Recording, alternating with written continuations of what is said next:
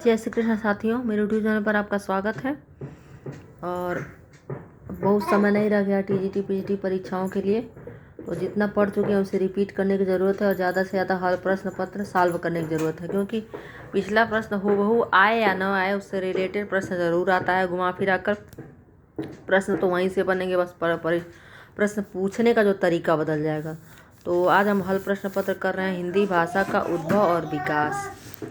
तो पहला प्रश्न है, निम्नलिखित युग्मों में से कौन सा युग्म गलत है। यह पीजीटी 2002 में आया, उसमें दिया भी हुआ है। तो इसमें भोजपुरी जो है पूर्वी हिंदी का नहीं है, यह बिहारी हिंदी का है। अवधी पूर्वी हिंदी, ब्रजभाषा पश्चिम हिंदी, खड़ी बोली पश्चिम हिंदी।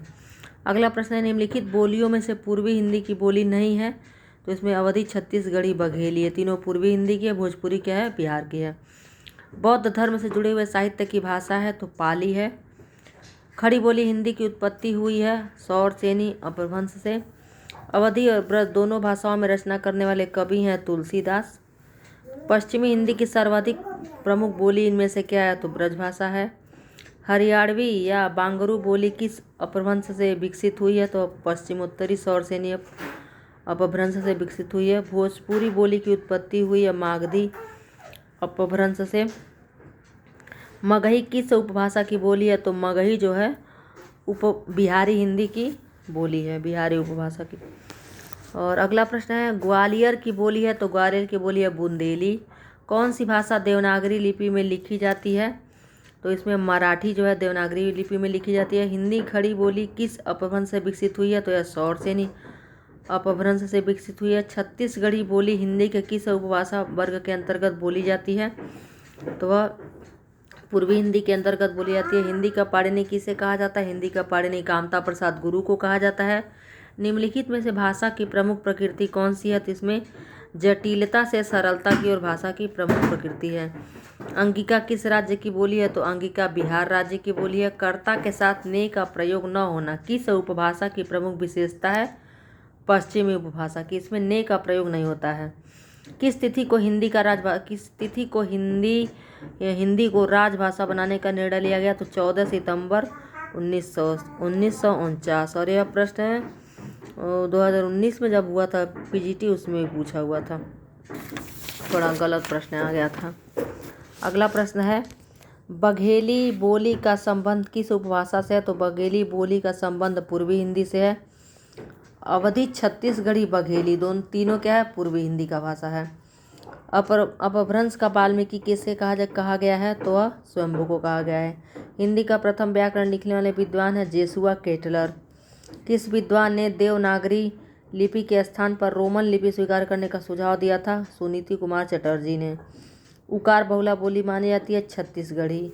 निम्नलिखित में से कौन सी विशेषता देवनागरी की नहीं है, तो यह विकास की दृष्टि से यह लिपि ब्राह्मी एवं खरोष्ठी लिपि की समकालीन है, विशेषता देवनागरी की नहीं है।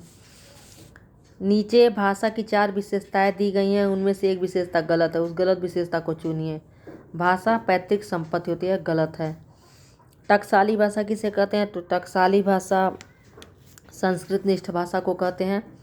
अगला प्रश्न 27 नंबर, उत्तर प्रदेश सरकार द्वारा सन 1947 ईस्वी में गठित देवनागरी लिपि सुधार समिति के अध्यक्ष थे, तो इसके अध्यक्ष कौन थे, आचार्य नरेंद्र देव। अवहट्ट भाषा से तात्पर्य है ग्रामीण अपभ्रंश। निम्नलिखित में कौन सी बोली पश्चिमी हिंदी के अंतर्गत नहीं आती है, अवधी। बांगरू किस उपभाषा वर्ग की बोली है, पश्चिमी हिंदी। अब देखिए कितना, यही प्रश्न बार बार घुमा फिरा कर इसी में कितनी बार पूछा गया है।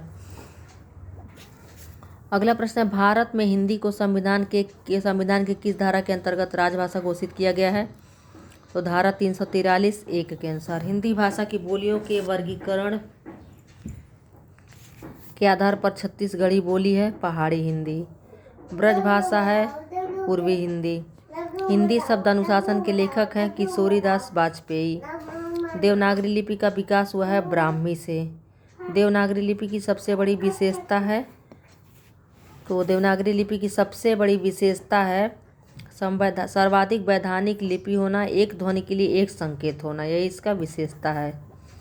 अगला प्रश्न है कि इसमें बिहारी हिंदी का रूप नहीं है, अवधी। सही युग्म क्या है, तो सही युग्म क्या है, पश्चिमी हिंदी खड़ी बोली को कौरवी कहा जाता है। बाकी बिहारी हिंदी, पूर्वी हिंदी, गढ़वाली ये सब गलत है। मेवाती किस उपभाषा वर्ग की बोली है? तो राजस्थानी हिंदी की है। देवनागरी लिपि का प्रयोग सर्वप्रथम किस राज्य में हुआ है? तो गुजरात में हुआ है। उत्तर प्रदेश सरकार द्वारा गठित लिपि सुधार परिषद की 28-29 नवंबर 1953 को हुई बैठक की अध्यक्षता की गई थी तत्कालीन उपराष्ट्रपति डॉक्टर सर्वपल्ली राधाकृष्णन ने। मैथिली भाषा का कवि इनमें से कौन है? तो इसमें से कौन है? विद्यापति। आगरा मथुरा को किस बोली का केंद्र माना जाता है? ब्रज। काव्य भाषा के पद पर कौन सी बोली सर्वाधिक समय तक प्रतिष्ठित रही? ब्रज।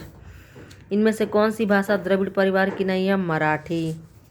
राजभाषा आयोग का गठन कब किया गया? 1955 में।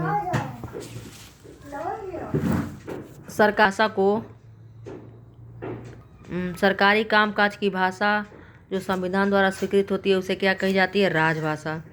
इनमें से देवनागरी लिपि का प्रयोग किस भाषा के लिए नहीं होता है? तमिल। इनमें से कौन सी भाषा सबसे अधिक पुरानी है? तो लौकिक, संस्कृत, अपभ्रंश में पाली जो क्या सबसे पुरानी है। हिंदी किस प्रांत की राजभाषा नहीं है? तो पंजाब की राजभाषा नहीं है। इनमें कौन सी भाषा बोलने वालों की संख्या सर्वाधिक है? हिंदी।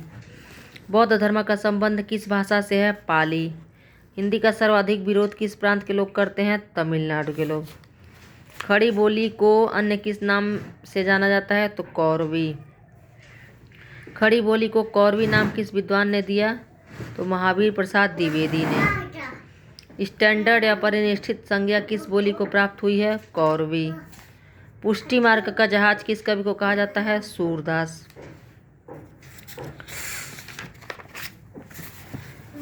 अगला प्रश्न है, हिंदी साहित्य के किस युग में खड़ी बोली को काव्य का दर्जा प्राप्त हुआ? द्विवेदी युग में। अवधी बोली किस अपभ्रंश से विकसित हुई है? अर्धमागधी से। भोजपुरी किस अपभ्रंश भाषा से विकसित है? तो भोजपुरी मागधी अपभ्रंश से विकसित है। बुंदेली किस अपभ्रंश से विकसित हुई है? सौरसेनी से। कन्नौजी बोली सौरसेनी अपभ्रंश से। अधिकतर भारतीय भाषाओं का विकास किस लिपि में हुआ है? तो ब्राह्मी लिपि में हुआ है। संविधान में हिंदी को कौन सा दर्जा मिला है? राजभाषा। हिंदी किस परिवार की भाषा है? भारोपीय परिवार की। देवनागरी लिपि किस प्रकार की है? अक्षरात्मक है। प्रथम राजभाषा आयोग के अध्यक्ष कौन थे? तो प्रथम राजभाषा आयोग के अध्यक्ष वीजी खरे थे। हिंदी की आदि जननी किसे माना जाता है? संस्कृत को। पहला विश्व हिंदी सम्मेलन कहाँ हुआ था? वह नागपुर में हुआ था। यह प्रश्न पहले भी आया हुआ है दिल्ली बोर्ड में। साहित्य अकादमी की स्थापना किस वर्ष हुई थी? 1954 ईस्वी में। छठा विश्व हिंदी सम्मेलन कहाँ हुआ था? लंदन में। ब्रजबुली के नाम से जाना जाता है बंगला। यह प्रश्न भी पूछा गया था अभी जो इसके पहले असिस्टेंट प्रोफेसर हुआ था 2021 में नवंबर में यह प्रश्न पूछा हुआ था। संविधान की 8वीं अनुसूची में मान्य आधुनिक भाषाओं की संख्या 22 है। ओकार बहुला नहीं है? ब्रज। आकार बहुला नहीं है? ब्रज। भाषा का आदर्श रूप कहलाता है परिनिष्ठित भाषा और मानक भाषा दोनों ही। बुनियादी शिक्षा की नींव किसने डाली? तो बुनियादी शिक्षा की नींव महात्मा गांधी ने डाली थी। भोजपुरी के शेक्सपियर किसे कहा जाता है? भिखारी ठाकुर को। निम्न में कौन सा मानक भाषा नहीं है? तो यह ब्रज। कैथी नागरी किस भाषा से संबंधित है? तो पश्चिमी भाषा से संबंधित है। तो यह थे 80 प्रश्न जो कि मोस्ट इम्पॉर्टेंट है सभी परीक्षाओं के लिए जहाँ से व्याकरण पूछे जाते हैं और घुमा फिरा कर इसी में से पूछे जाते हैं। तो आपको कैसा लगा वीडियो? ज़रूर लाइक करें, सब्सक्राइब करें और पढ़ते रहें। धन्यवाद।